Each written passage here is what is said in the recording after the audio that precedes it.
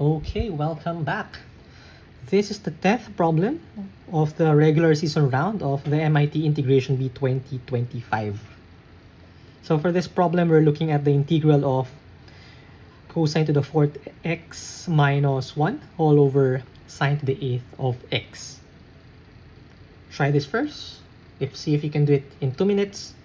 And if you're done, you can look at my solution. So for this one, we have to the 4th here minus 1, which gives us a hint that we can probably write this as a difference of squares. So we write cosine to the 4th of x minus 1, that's my blue pen. Cosine to the 4th minus 1 is equal to difference of squares. So that's cosine squared of x minus 1, cosine squared of x plus 1. Now this thing right here is negative sine squared of x from the Pythagorean identity. So it should cancel out part of the denominator here. So we can write this as cosine squared x plus 1, which is this one, over sine to the 6th of x dx. Of course, we have a negative here because of this negative thing right here. Is that clear so far? Now, you have here sine in the denominator and then cosine in the numerator. So that should give you an idea that this has something to do with cosecant and cotangent. So a good step here is to write everything in terms of cotangent and cosecant.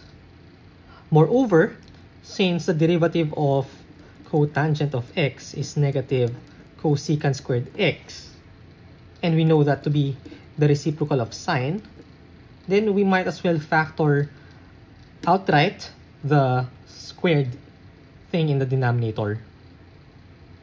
Yes? So I'll do this in another page. So we have here the integral of sine or cosine squared of x plus 1 over sine to the 6th of x dx. We can write this as cosine squared x plus 1 over sine to the 4th x times 1 over sine squared x dx. This is cosecant squared. And then we write this. Actually, we can take this negative out and give this to this one. So we can easily make use of a u substitution where u is cotangent. And then this one, we can write this as cosine squared x over sine squared x times 1 over sine squared x.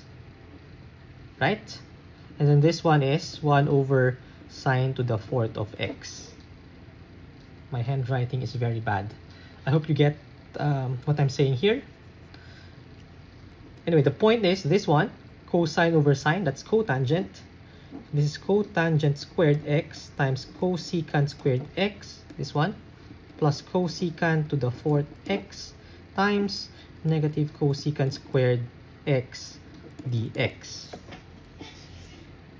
Again, as mentioned, we let u equals cotangent x such that du equals negative cosecant squared of x dx. So this thing right here is just du.